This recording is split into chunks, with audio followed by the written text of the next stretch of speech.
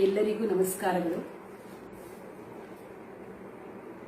ಶ್ರೀರಾಮ ಮೇ ತ್ವಂ ಹಿ ಪಿತಾ ಚ ಮಾತಾ, ಶ್ರೀರಾಮ ಮೇ ತ್ವಂ ಹಿ ಸುಹೃತ್ ಚ ಬಂಧುಃ, ಶ್ರೀರಾಮ ಮೇ ತ್ವಂ ಹಿ ಗುರುಶ್ಚ ಗೋಪ್ತಾ, ಶ್ರೀರಾಮ ಮೇ ತ್ವಂ ಹಿ ಸಮಸ್ತಮೇವ. ಮಹಾವಿಷ್ಣುವಿನ ಅನೇಕ ಅವತಾರಗಳಲ್ಲಿ ಶ್ರೀ ರಾಮಾವತಾರವು ಒಂದು. ದೂರ್ವಾಸ ಮುನಿಗಳಿಂದ ವೈಕುಂಠದ ದ್ವಾರಪಾಲಕರಾದ ಜಯವಿಜಯರು ಶಾಪಗ್ರಸ್ತರಾಗಿದ್ದಾರೆ. ಅವರು ಭೂಮಿ ಮೇಲೆ ರಾಕ್ಷಸರಾಗಿ 3 ಜನ್ಮಗಳು ಎದ್ದು ಬರ್ತಾರೆ. 2ನೇ ಜನ್ಮದಲ್ಲಿ ರಾವಣ ಕುಂಭಕರ್ಣರಾಗಿ ಭೂಮಿಗೆ ಬಂದು ಬ್ರಾಹ್ಮಣರನ್ನ, ಋಷಿಮುನಿಗಳನ್ನ, ದೇವತೆಗಳನ್ನ ಎಲ್ಲರನ್ನೂ ಪೀಡಿಸ್ತಾ ಇರ್ತಾರೆ. ಆಗ ದೇವತೆಗಳು ಶ್ರೀಮನ್ನಾರಾಯಣನನ್ನ ಮೊರೆ ಹೋಗ್ಬಿಟ್ಟು ಕೇಳ್ತಾರೆ, ಭಗವಂತ ನೀನು ಭೂಮಿಗೆ ಬರಬೇಕು, ಬಂದು ಈ ದೈತ್ಯರನ್ನ ಸಂಹಾರ ಮಾಡಬೇಕು ಅಂತ ಕೇಳಿಕೊಳ್ತಾರೆ. ಆಗ ಶ್ರೀಮನ್ನಾರಾಯಣ ತನ್ನ ಪರಿವಾರ ಸಮೇತನಾಗಿ ಭೂಮಿಗೆ ಧರೆಗಿಳಿದು ಬರ್ತಾನಂತೆ. ಧರೆಗಿಳಿದು ಬಂದಾಗ ಆ ಭಗವಂತನೇ ಶ್ರೀರಾಮಚಂದ್ರನಾಗಿ, ಆ ಮಹಾಲಕ್ಷ್ಮಿಯೇ ಸೀತೆಯಾಗಿ, ಶಂಖ ಚಕ್ರಗಳೇ ಭರತ ಶತ್ರುಘ್ನರಾಗಿ, ಆದಿಶೇಷನೇ ಲಕ್ಷ್ಮಣನಾಗಿ ಅವತರಿಸ್ತಾರೆ. ಈ ರಾಮನ ಅವತಾರ ಭೂಮಿಗೆ ಆಗತ್ತೆ.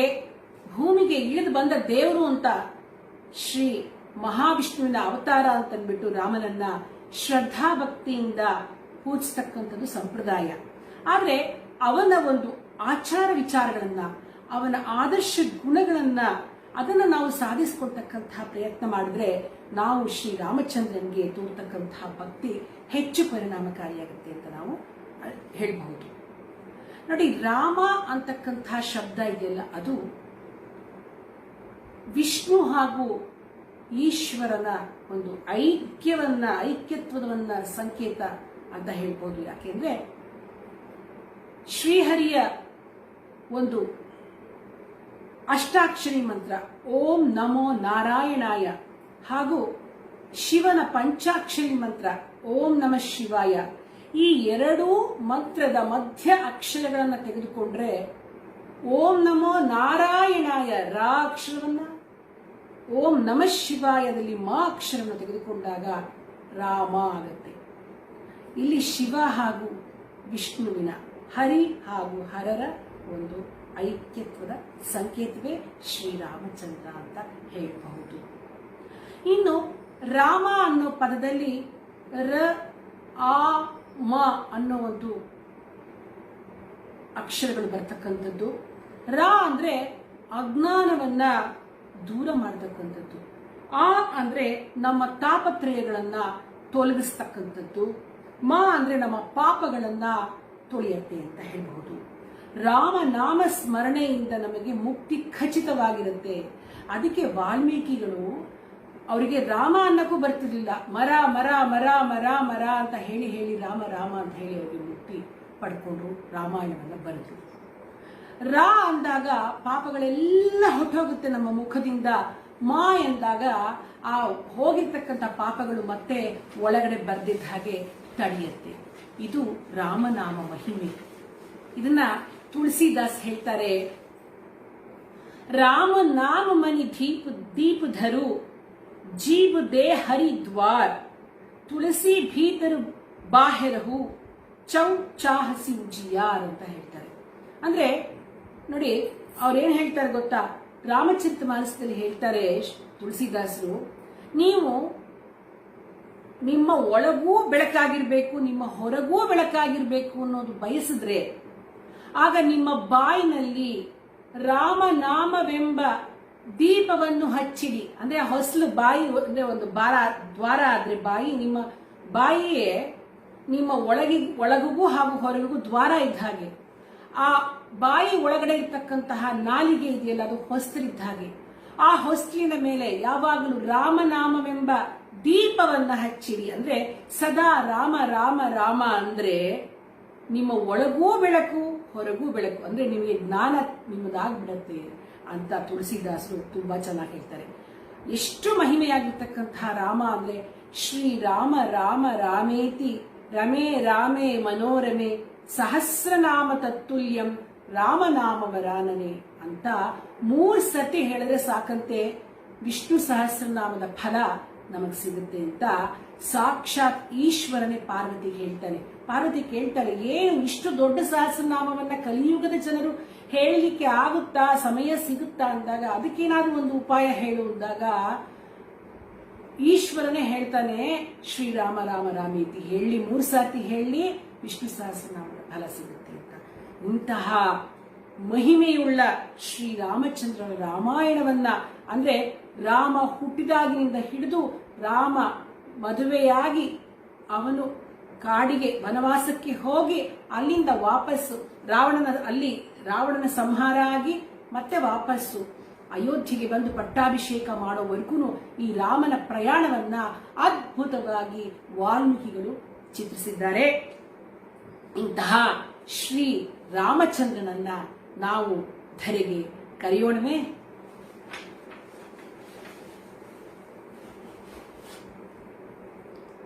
ರಾಘವನೀ ಬಾ ರಘುಕುಲ ನಂದನ ಅಘಮರ್ಷಣನೆ ನೀ ಬಾರೋ. ರಾಘವನೀ ಬಾ ರಘುಕುಲ ನಂದನ ಅಘಮರ್ಷಣನೆ ನೀ ಬಾರೋ. ದಶಮುಖ ರಾವಣನ ಲಂಕೆಲಿ ಮಾಡುಹಿದ ಕೌಸಲ್ಯ ತನಯನೆ ನೀ ಬಾರೋ. ದಶಮುಖ ರಾವಣನ ಲಂಕೆಲಿ ಮಾಡುಹಿದ ಕೌಸಲ್ಯ ತನಯನೆ ನೀ ಬಾರೋ.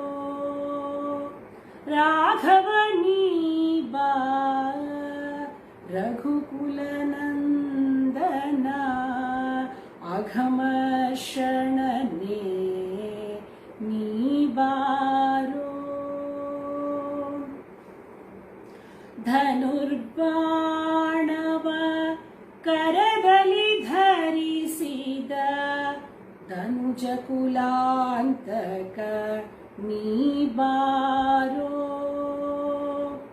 ಧನುರ್ಬಾಣವ ಕರದಲ್ಲಿ ಧರಿಸಿದ ಧನುಜ ಕುಲಾಂತಕ ನೀ ಬಾರೋ. ಇನವಂಶವನು ಪಾವನಗೈದ ಮನುಜ ಶ್ರೇಷ್ಠನೇ ನೀ ಬಾರೋ. ಇನವಂಶವನು ಪಾವನಗೈದ ಮನುಜ ಶ್ರೇಷ್ಠನೇ ನೀ ಬಾರೋ. ರಾಘವನೀ ಬಾ ರಘುಕುಲ ನಂದನ ಅಘಮರ್ಷಣನೆ ನೀ ಬಾರೋ. ಅಹಲ್ಯೋದ್ಧಾರಕ ತಾಟಕಿ ಘಾತಕ ಅಹರಹ ಭಜಿಸುವೆ ನೀ ಬಾರೋ. ಅಹಲ್ಯೋದ್ಧಾರಕ ತಾಟಕಿ ಘಾತಕ ಅಹರಹ ಭಜಿಸುವೆ ನೀ ಬಾರೋ. ಇಹದಲ್ಲಿ ಪರದಲ್ಲಿ ಗತಿ ನೀನೆನ್ನುತ್ತ ತಹ ತಹ ಪಡುತ್ತಿಹೆ ನೀ ಬಾರೋ.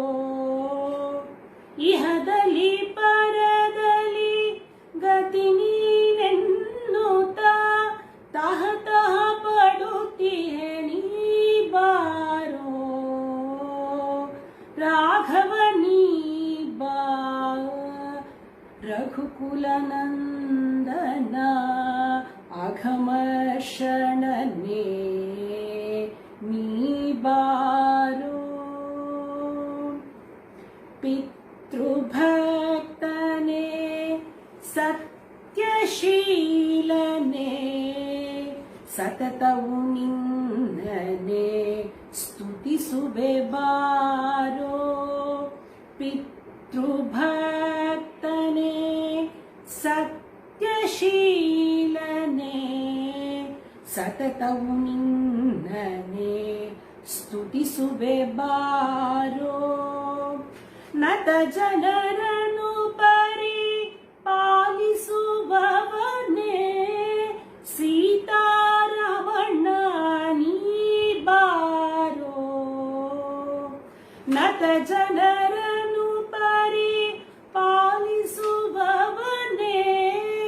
ಸೀತಾರಮಣ ನೀ ಬಾರೋ ರಾಘವ ನೀ ಬಾ ರಘುಕುಲ ನಂದನ ಅಘಮರ್ಷಣನೆ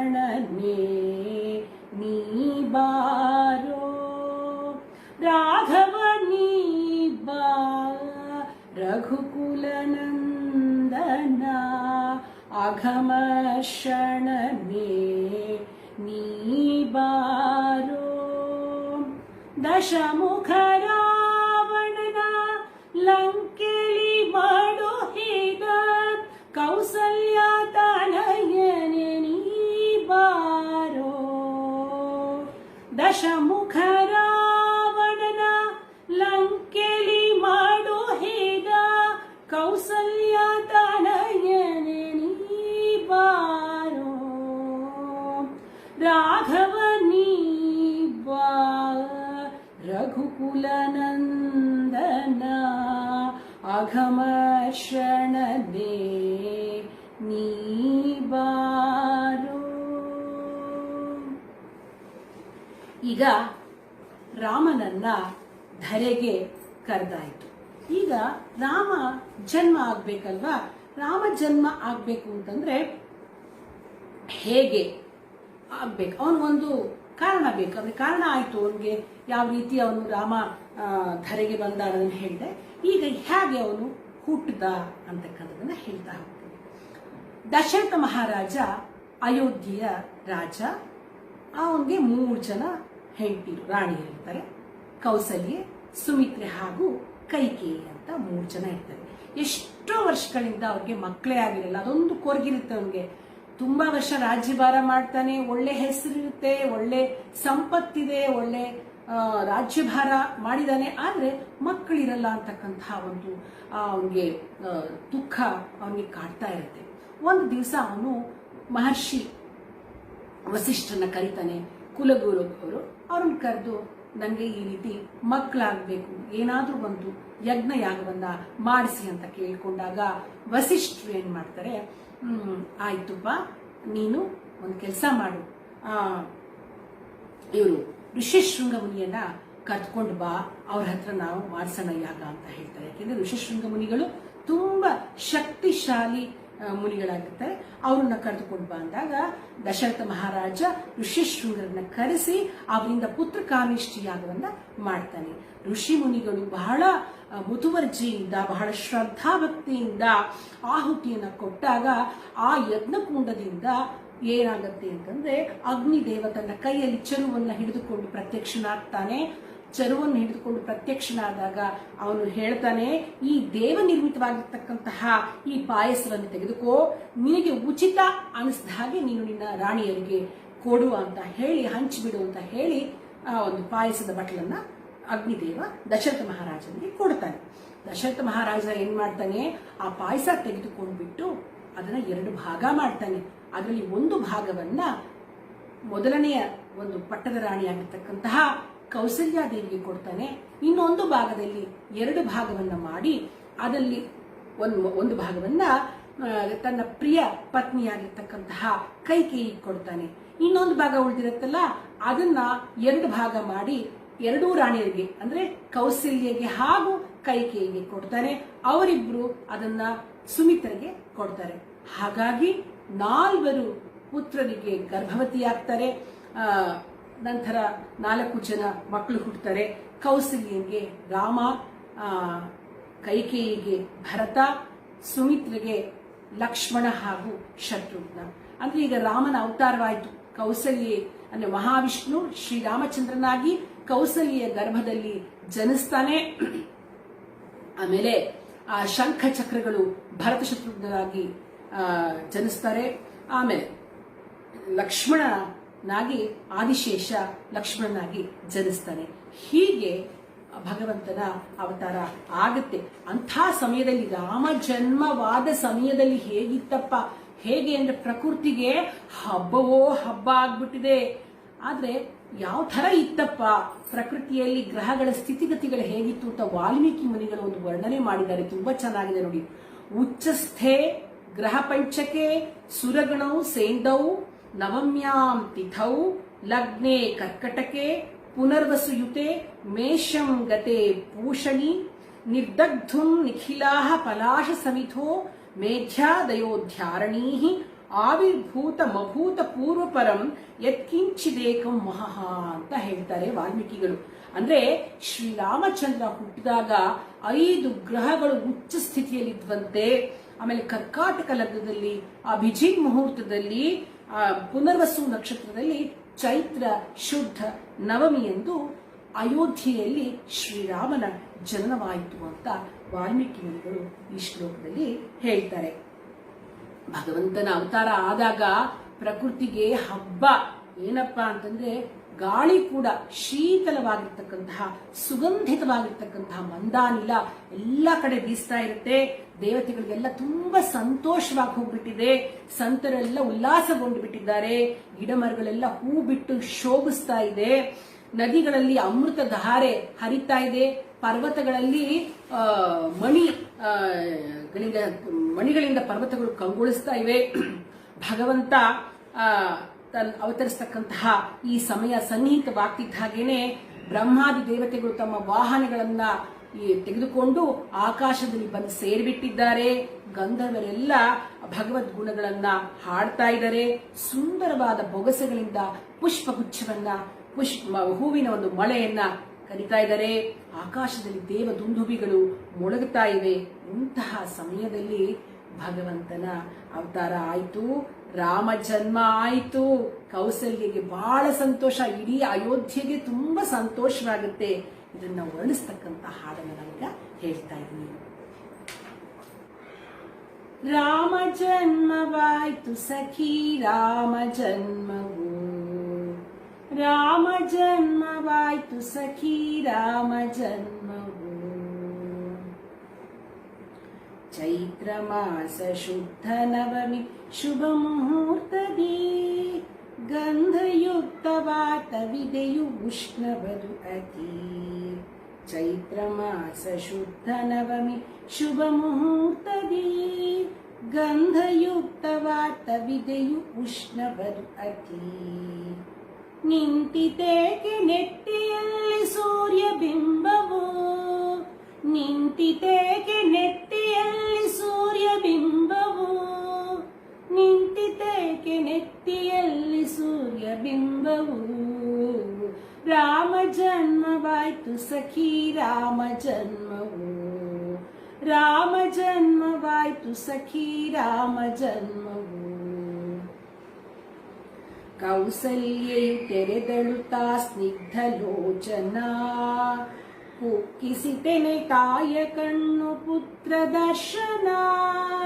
ಕೌಸಲ್ಯೆಯು ತೆರೆದಳು ತಾ ಸ್ನಿಗ್ಧ ಲೋಚನ, ಕುಕ್ಕಿಸಿತೆನೆ ತಾಯ ಕಣ್ಣು ಪುತ್ರ ದರ್ಶನ. ಸುಖದ ಬಾಷ್ಪ ಉಕ್ಕಿ ಉಬ್ಬಿತವಳ ಕಂಠವು, ಸುಖದ ಬಾಷ್ಪ ಉಕ್ಕಿ ಉಬ್ಬಿತವಳ ಕಂಠವು, ಸುಖದ ಬಾಷ್ಪ ಉಕ್ಕಿ ಉಬ್ಬಿತವಳ ಕಂಠವು. ರಾಮ ಜನ್ಮವಾಯ್ತು ಸಖಿ ರಾಮ ಜನ್ಮವು, ರಾಮ ಜನ್ಮವಾಯ್ತು ಸಖಿ ರಾಮ ಜನ್ಮವು. ರಾಜಗೃಹದಿ ಬಂತು ಹೊಸತು ಸುಖದ ಪರ್ವವು, ಹಾಲು ಜೇನು ಹರಿಯುತ್ತಿದೋ ಅಂಗಳೆಲ್ಲವೂ. ರಾಜಗೃಹದಿ ಬಂತು ಹೊಸತು ಸುಖದ ಪರ್ವವು, ಹಾಲು ಜೇನು ಹರಿಯುತ್ತಿದೋ ಅಂಗಳೆಲ್ಲವೂ. ದುಂದುಬಿಯ ನಾದ ತುಂಬಿತೆಲ್ಲ ವ್ಯೋಮವು, ದುಂದುಬಿಯ ನಾದ ತುಂಬಿತೆಲ್ಲ ವ್ಯೋಮವು, ದುಂದುಬಿಯ ನಾದ ತುಂಬಿತೆಲ್ಲ ವ್ಯೋಮವು. ರಾಮ ಜನ್ಮವಾಯ್ತು ಸಖಿ ರಾಮ ಜನ್ಮವು, ರಾಮ ಜನ್ಮವಾಯ್ತು ಸಖಿ ರಾಮ ಜನ್ಮವು. ತೂಕಡಿಸಿದವೆಲ್ಲ ಮೊಗ್ಗು ಬಿಸಿಲು ತಾಗುತ್ತಾ, ಮರಳಿ ನಿಂತವರಳಿ ಏನು ಏನು ಎನ್ನುತ್ತಾ. ತೂಕಡಿಸಿದವೆಲ್ಲ ಮೊಗ್ಗು ಬಿಸಿಲ ತಾಗುತ್ತಾ, ಮರಳಿ ನಿಂತವರಳಿ ಏನು ಏನು ಎನ್ನುತ್ತಾ. ಉಚ್ಚರವದಿ ನುಡಿಯುತ್ತವಕ್ಕೆ ನಗುತ್ತ ವಾಯುವು, ಉಚ್ಚರವದಿ ನುಡಿಯುತ್ತವಕ್ಕೆ ನಗುತ್ತ ವಾಯುವು, ಉಚ್ಚರವದಿ ನುಡಿಯುತ್ತವಕ್ಕೆ ನಗುತ್ತ ವಾಯುವು.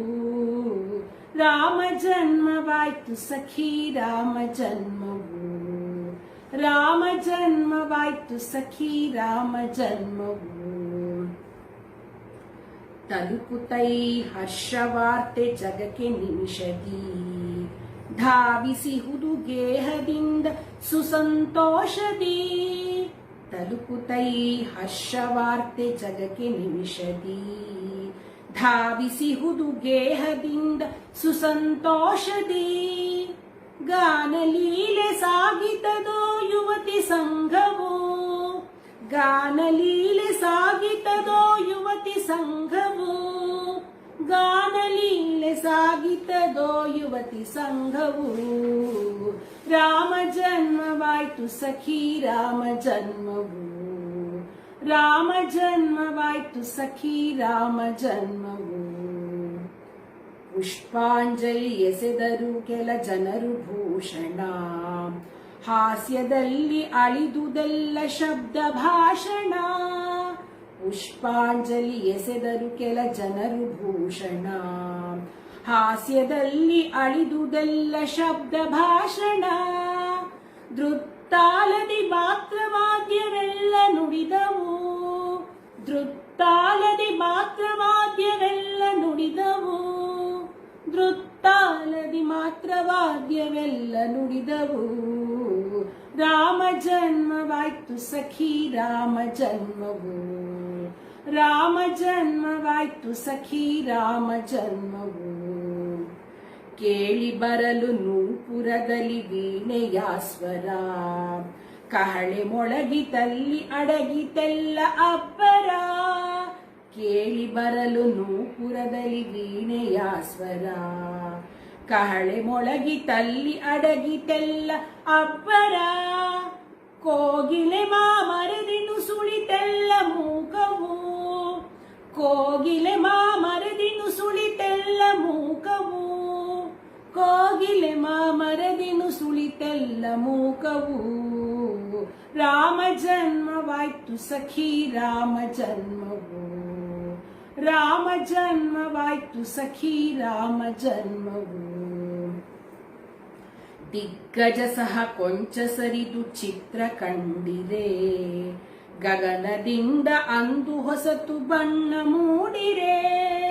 ದಿಗ್ಗಜ ಸಹ ಕೊಂಚ ಸರಿದು ಚಿತ್ರ ಕಂಡಿರೆ, ಗಗನದಿಂದ ಅಂದು ಹೊಸತು ಬಣ್ಣ ಮೂಡಿರೆ.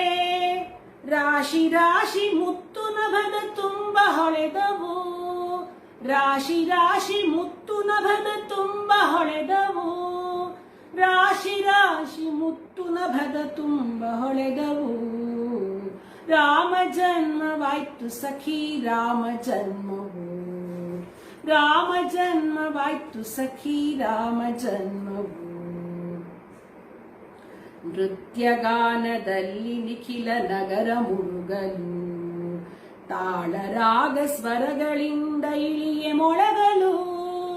ನೃತ್ಯಗಾನದಲ್ಲಿ ನಿಖಿಲ ನಗರ ಮುಳುಗಲು, ತಾಳರಾಗ ಸ್ವರಗಳಿಂದ ಇಳಿಯೆ ಮೊಳಗಲು ಶೇಷನಲುಗೆ ತೂಗಿತು ತಲೆ ಕೊಂಚ ಭುವನವು ಶೇಷನಲುಗೆ ತೂಗಿತು ತಲೆ ಕೊಂಚ ಭುವನವು ಶೇಷನಲುಗೆ ತೂಗಿತು ತಲೆ ಕೊಂಚ ಭುವನವು ರಾಮ ಜನ್ಮವಾಯ್ತು ಸಖಿ ರಾಮ ಜನ್ಮವು ರಾಮ ಜನ್ಮವಾಯ್ತು ಸಖಿ ರಾಮ ಜನ್ಮವು ರಾಮ ಜನ್ಮವಾಯ್ತು ಸಖಿ ರಾಮ ಜನ್ಮವು. ಶ್ರೀರಾಮಚಂದ್ರನ ಜನನ ಆಗುತ್ತೆ. ಇಲ್ಲಿ ಮನೋಹರನಾಗಿರ್ತಕ್ಕಂತಹ ಶ್ರೀರಾಮನ ಅತ್ಯದ್ಭುತ ರೂಪವನ್ನ ನೋಡಿ ಕೌಸಲ್ಯಗೆ ಬಹಳ ಖುಷಿ, ಪರಮಾನಂದಳಾಗ್ತಾಳೆ, ಸಂತೋಷಭರಿತಳಾಗ್ತಾಳೆ. ಶ್ರೀರಾಮಚಂದ್ರನ ನೀಲಮೇಘ ಶರೀರ ಎಲ್ರಿಗೂ ಕೂಡ ನೇತ್ರಾನಂದಕರವಾಗುತ್ತೆ. ವಿಶಾಲವಾದ ನೇತ್ರಗಳು, ಸೌಂದರ್ಯದ ಖನಿಯೇ ಶ್ರೀರಾಮಚಂದ್ರ. ಅತ್ಯಂತ ಮಧುರವಾದ ಮಗುವಿನ ಅಳುವಿನ ಒಂದು ಧ್ವನಿಯನ್ನ ಕೇಳಿದ ತಕ್ಷಣ ಎಲ್ರಿಗೂ ತುಂಬಾ ಖುಷಿಯಾಗುತ್ತೆ. ಸೌಂದರ್ಯದ ರಾಶಿಯಾದ ಬಾಲಕನ ಜನನದಿಂದ ಮನೆ ಮನೆಗಳಲ್ಲೂ ಕೂಡ ಮಂಗಳವಾದ್ಯಗಳು ಮೊಳಗುತ್ತವೆ. 12 ದಿವಸಗಳಾಗುತ್ತೆ.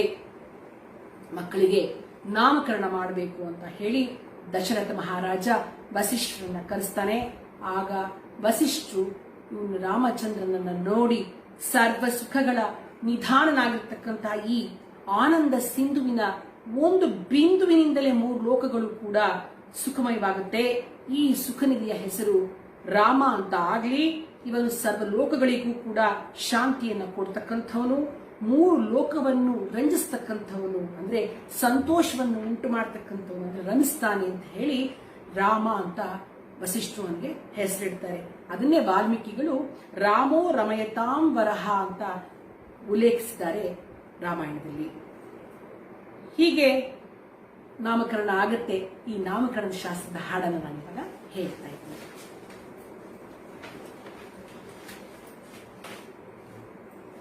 ನಾಮಕರಣವ ಮಾಡಿದ ದಶರಥ ರಾಜ, ನಾಮಕರಣವ ಮಾಡಿದ,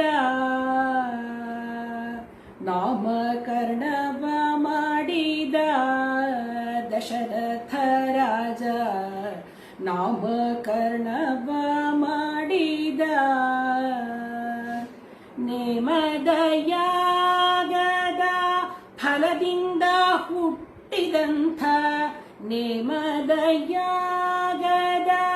ಫಲದಿಂದ ಹುಟ್ಟಿದಂಥ ಅಮನುಷ್ಯ ಕೂಸನ್ನು ಮಗನೆಂದು ತಿಳಿದು, ಅಮನುಷ್ಯ ಕೂಸನ್ನು ಮಗನೆಂದು ತಿಳಿದು ನಾಮಕರಣವ ಮಾಡಿದ ದಶರಥ ರಾಜ, ನಾಮಕರಣವ ಮಾಡಿದ. ಹಸೆಯ ನೇರಿದ ಕೌಸಲ್ಯೆಯ ಜೊತೆಗಿರಿಸಿ, ನಸುನಗುವ ಮಗನನ್ನು ತೊಡೆ ಮೇಲಿರಿಸಿ. ಹಸೆಯ ನೇರಿದ ಕೌಸಲ್ಯೆಯ ಜೊತೆಗಿರಿಸಿ, ನಸುನಗುವ ಮಗನನ್ನು ತೊಡೆ ಮೇಲಿರಿಸಿ. ಶಾಸ್ತ್ರ ಕಾರ್ಯವೂ ನಿರ್ವಿಘ್ನವಾಗಲೆಂದು, ಶಾಸ್ತ್ರ ಕಾರ್ಯವೂ ನಿರ್ವಿಘ್ನವಾಗಲೆಂದು ವಿಶೇಷ ಗಣಪನ ಪೂಜೆ ಮಾಡಿ ನಮಿಸಿ, ವಿಶೇಷ ಗಣಪನ ಪೂಜೆ ಮಾಡಿ ನಮಿಸಿ. ನಾಮಕರಣವ ಮಾಡಿದ ದಶರಥ ರಾಜ, ನಾಮಕರಣವ ಮಾಡಿದ. ಸಹಸ್ರ ನಾಮದ ಒಡೆಯ ಸರ್ವಾಂತರ್ಯಾಮಿಯ ಮಹಿಮಾ ಮೀತನ ಬಲ ಕಿವಿಯೊಳಗೆ ಸಹಸ್ರನಾಮದ ಒಡೆಯ ಸರ್ವಾಂತರ್ಯಾಮಿಯ ಮಹಿಮಾನ್ವಿತನ ಬಲ ಕಿವಿಯೊಳಗೆ ಮೋಹಕ ಮೋಗದವನೇ ರಂಜಿಸೋ ಶ್ರೇಷ್ಠನೇ ಎಂದು ಮೋಹಕ ಮೋಗದವನೇ ರಂಜಿಸೋ ಶ್ರೇಷ್ಠನೇ ಎಂದು ಬಹು ಪ್ರೀತಿಲಿ ರಾಮ ರಾಮ ರಾಮ ಎಂದ ಬಹು ಪ್ರೀತಿಲಿ ರಾಮ ರಾಮ ರಾಮ ಎಂದ ನಾಮಕರಣವ ಮಾಡಿದ ದಶರಥ ರಾಜ ನಾಮಕರಣವ ಮಾಡಿದ ಮುಕ್ತಿ ಕೊಡುವ ನಾಮ ರಮೆಯ ರಸನ ನಾಮ ಭಕ್ತರ ಹೃದಯದೊಳಗೆ ಸದಾ ನುಡಿವ ನಾಮ ಮುಕ್ತಿ ಕೊಡುವ ನಾಮ ರಮೆಯ ರಸನ ನಾಮ ಭಕ್ತರ ಹೃದಯದೊಳಗೆ ಸದಾ ನುಡಿವ ನಾಮ ಶಕ್ತ ಪರಶಿವ ತನ್ನ ಸತಿಗರುಹಿದ ನಾಮ ಶಕ್ತ ಪರಶಿವ ತನ್ನ ಸತಿಗರುಹಿದ ನಾಮ ವಿಕೃತ ಬುದ್ಧಿಯ ಬಿಡಿಸೋ ಶ್ರೀಹರಿ ನಾಮ ವಿಕೃತ ಬುದ್ಧಿಯ ಬಿಡಿಸೋ ಶ್ರೀಹರಿ ನಾಮ ನಾಮಕರಣವ ಮಾಡಿದ ದಶರಥ ರಾಜ ನಾಮಕರಣವ ಮಾಡಿದ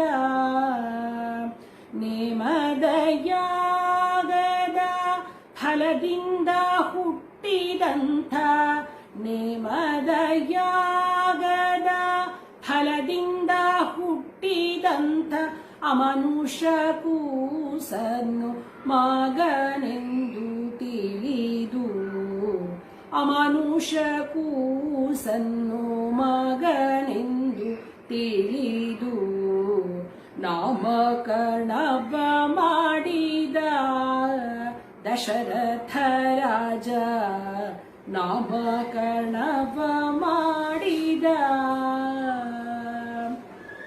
ಹೀಗೆ ನಾಮಕರಣ ಶಾಸ್ತ್ರ ಆಗುತ್ತೆ. ಶ್ರೀರಾಮಚಂದ್ರನನ್ನ ಎಲ್ಲರೂ ತಮಗೆ ಇಷ್ಟ ಬಂದ ಹೆಸರಿನಲ್ಲಿ ಕರೀತಾರೆ. ಅದನ್ನ ಹೇಳ್ತಕ್ಕಂಥ ಒಂದು ಶ್ಲೋಕ ಹೇಳ್ತೀನಿ. ರಾಮಾಯ ರಾಮಭದ್ರಾಯ ರಾಮಚಂದ್ರಾಯ ವೇಧಸೆ ರಘುನಾಥಾಯ ನಾಥಾಯ ಸೀತಾಯ ಪತಯೇ ನಮಃ. ನೋಡಿ, ದಶರಥ್ ಮಹಾರಾಜ ತನ್ನ ಮಗನ್ನ ರಾಮ ಅಂತ ಕರೀತಾ ಇದ್ದ. ಕೌಸಲ್ಯೆ ರಾಮಭದ್ರ ಅಂತ ಕರೀತಾ ಇದ್ಲು. ಕೈಕೇಯಿ ಆ ರಾಮನ್ಗೆ ಊಟ ಮಾಡಿಸ್ಬೇಕ ಚಂದ್ರನನ್ನ ತೋರಿಸಿ ಊಟ ಮಾಡಿಸ್ತಿದ್ಲಲ್ಲ, ಅದಕ್ಕೆ ಅವನನ್ನ ರಾಮಚಂದ್ರ ಅಂತ ಕರೀತಾ ಇದ್ಲು. ಇನ್ನು ರಾಮ ಸಾಮಾನ್ಯ ಮನುಷ್ಯನಲ್ಲ, ಅವನು ಮಹಾವಿಷ್ಣುವಿನ ಅವತಾರ ಅಂತ ತಿಳಿದಿರ್ತಕ್ಕಂತಹ, ಮೋಕ್ಷಕ್ಕೆ ಕಾರಣಕರ್ತ ಅಂತ ತಿಳಿದಿರ್ತಕ್ಕಂತಹ ವಸಿಷ್ಠ ಮುನಿಗಳು ರಾಮನನ್ನ ವೇಧಸೆ ಅಂತ ಕರೀತಾ ಇದ್ರು. ಇನ್ನು ಅಯೋಧ್ಯೆಯ ಜನರು ರಾಮನನ್ನ ರಘುನಾಥ ಅಂತ ಕರೀತಾ ಇದ್ರು. ಸೀತೆ ತನ್ನ ರಾಮನನ್ನ ನಾಥ ಅಂತ ಕರೀತಿದ್ಲು. ಮಿಥಿಲೆಯ ಜನರು ಸೀತೆಯ ಗಂಡ ಅಂತ ಹೇಳಿ ಸೀತಾಯ ಪತಿ ಅಂತ ಹೇಳ್ತಾ ಇದ್ರು. ಹೀಗೆ ಒಬ್ಬೊಬ್ರು ಒಂದೊಂದು ಹೆಸರಿನಿಂದ ಶ್ರೀರಾಮಚಂದ್ರನನ್ನ ಕರೀತಾ ಇದ್ರು. ಹೀಗೆ ಸಹಸ್ರನಾಮದ ಒಡೆಯನಾಗಿರ್ತಕ್ಕಂತಹ ಶ್ರೀರಾಮನನ್ನ ಮನೆ ಜನರು ಎಲ್ಲರೂ ಕೂಡ ವಿಧ ವಿಧವಾಗಿ ಕರೀತಾ ಇದ್ರು ಅಂತಕ್ಕಂಥದ್ದು ನಾವಿಲ್ಲಿ ಕಾಣಬಹುದು. ಹೀಗೆ ನಾನು ಶ್ರೀರಾಮಚಂದ್ರನನ್ನ ಧರೆಗೆ ಕರೆದು ಅವನ ಜನನವನ್ನ ಹೇಳಿ ನಂತರ ಅವನಿಗೆ ನಾಮಕರಣವನ್ನ ಮಾಡಿರ್ತಕ್ಕಂತಹ ಸನ್ನಿವೇಶವನ್ನು ನಾನು ನಿಮಗೆ ಇವತ್ತು ಹೇಳಿದ್ದೀನಿ. ಶ್ರೀರಾಮಚಂದ್ರಾರ್ಪಣಮಸ್ತು.